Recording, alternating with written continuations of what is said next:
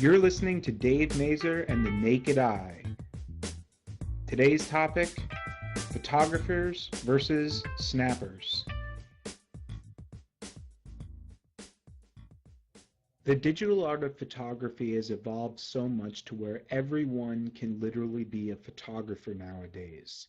As long as you have a set of eyes and a device to take the picture, you can be a photographer. But again, there's so much more that goes into photography than just taking a picture. And that's what I'd like to discuss today, the difference between a photographer and someone who just likes to take pictures. Now, don't get me wrong, I'm not saying that just because you use the camera in your cell phone to do most of your shooting doesn't make you any less of a photographer. I'm saying that there's a line between photographers and snappers where photographers understand what's going on behind the lens, in the body of the camera, what's making that photograph come out the way it is. A snapper does just that, takes the picture, accepts what it is, and moves on from there. So let's start off with the idea of understanding how a camera works. How can you call yourself a photographer if you don't even understand the basic mechanics of the equipment that you're using? Now, I'm not saying you have to know the ins and outs of a digital SLR camera to be labeled a photographer. I'm just saying that you have to know how to work your equipment and not just to snap the shutter release. I'm more concerned about the internal functions of hitting a menu button in a cell phone so you can explore the camera features that you didn't even know were there. I can't tell you how many times I have introduced the most simple features of correcting images while shooting because these amateur photographers didn't even realize that their equipment was capable of doing such. So it's exploring equipment is so important because whether you're working with a cell phone or a digital SLR camera, you should know how to compensate for different values of light, how to manipulate details in order to achieve what you want that photograph to look like. Now, on the opposite end, for those who own digital SLRs and use that for their shooting, owning one does not make you a photographer. It's understanding how to use that equipment. I can't tell you how many times I've run into so-called photographers who are constantly shooting in the full automatic modes, choosing preset shooting modes to do all of their shooting.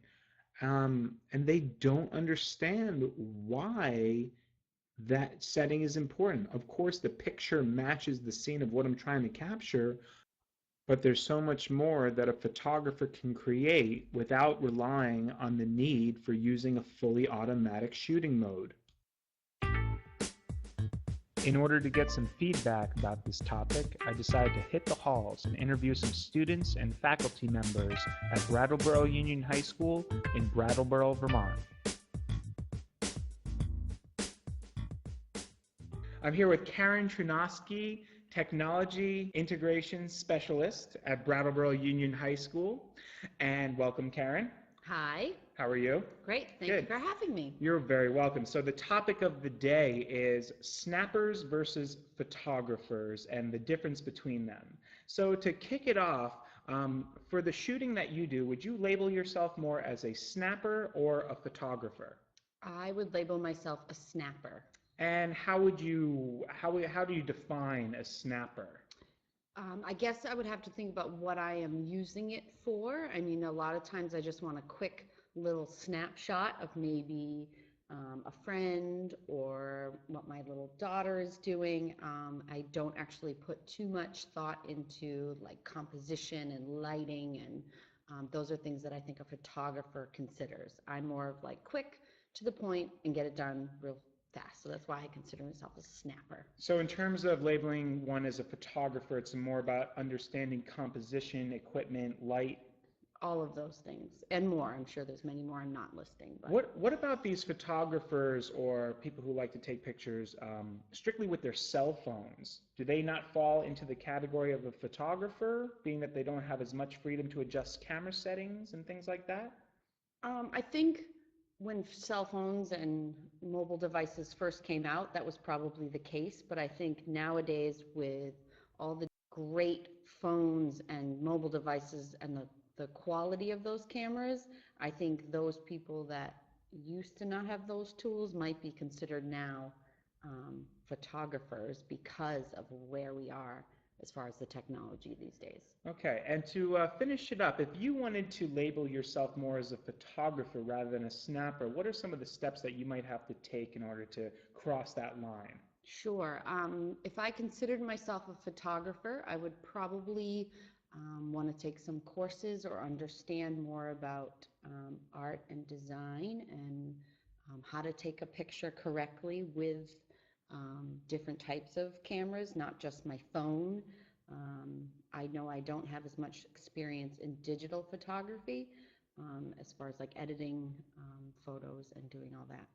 Um, so yeah, I would just suggest, finding out more about the art behind photography rather than the quick and instant satisfaction you get from just snapping a picture.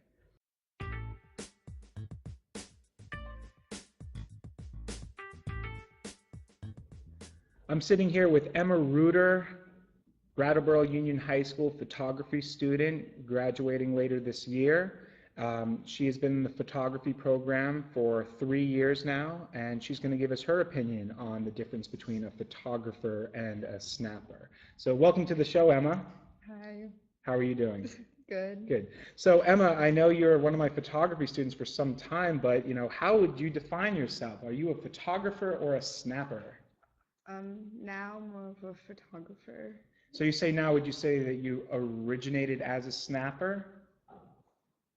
I think that I always kind of was a photographer actually because I know that you were gonna ask this later. Like to be a photographer, you kind of have an idea in mind of what you want or what you were envisioning already.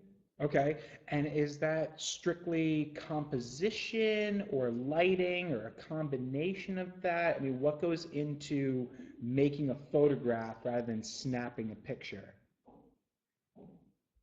Well, if it's like objects and stuff, I guess the composition and lighting and you can move your camera to different places so that if you're outside the sun won't blind you and Mm-hmm. stuff.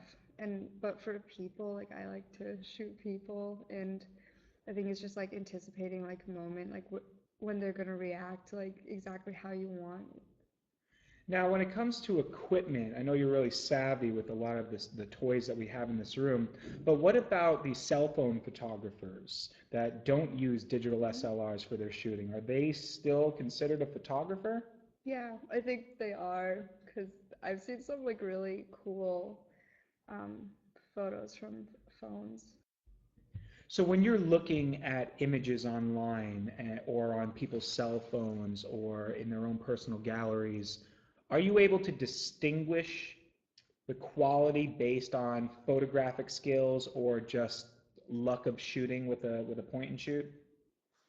I mean, there's a bunch of different styles of photography and stuff too. Hmm. I think that if you could tell if it was if they were just snapping, if So what are some characteristics of photograph that you were just they just snapped that they really didn't think about the compositional elements or camera settings before they started to shoot? I mean, if it's like what's it called, visual things, obviously the lighting, if it's too dark or something like that, or if maybe someone's just running in the frame and Hmm. they're trying to shoot that person, but maybe they just snap at them and don't really wait until the right time. Which I mean, you can get good photos doing that too, Hmm. but maybe just going in and taking photos and not really thinking about how you want them to turn out.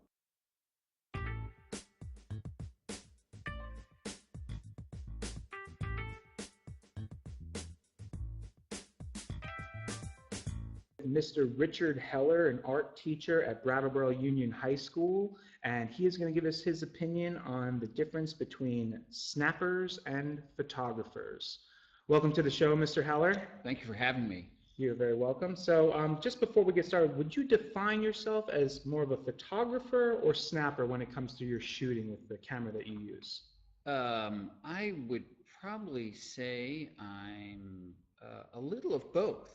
And sometimes I'm just quickly snapping shots if I'm on vacation. But other times I actually will take the time to set something up and think about composition. So it really depends on the situation I'm in. So is it strictly about setting things up compositionally that separates a snapper from a photographer, or what would you say defines as that main difference between a snapper and a photographer? I would think the snapshot um, of something, and I wouldn't say, obviously they're all photography, is has a more spontaneous air to it. And I think the idea that you're just trying to capture something, candid photo, something like that, you're snapping. And I think photography, a photographer or someone who is really trying to perhaps construct an image or craft an image is someone that is really probably looking at the all aspects of the photographic process. Um, not that I think one is more valid or important than the other. So, do you feel that people who are not acknowledging all of these elements, whether it has to be compositional or equipment based, that they call themselves photographer just because they like the pictures that they take, that they really don't understand all the science and mechanics behind what made that photograph come out? Um, I don't So, think they necessarily have to all the time. I think that there's a good part in any art where it's intuitive, and someone that can pick up a camera and look around them and use their eyes and just to shoot um, and capture the moment is just as powerful as someone that knows all the logistics behind things and might call themselves a photographer. so that's going to wrap up all of our interviews. And from all the feedback, it seems that obviously there's a variety of types of photographers or snappers or however you want to label yourself. The point is, take time to think about your work. Think about how you can improve on these photographic snapshots that you're taking and try to evolve as a photographer, because it's one of these arts that everyone can appreciate, and it's important to try to find a way to separate yourself from all the rest of the snappers. Until our next topic of discussion, this is Dave Mazer from The Naked Eye, telling you to keep your eyes open and your cameras ready.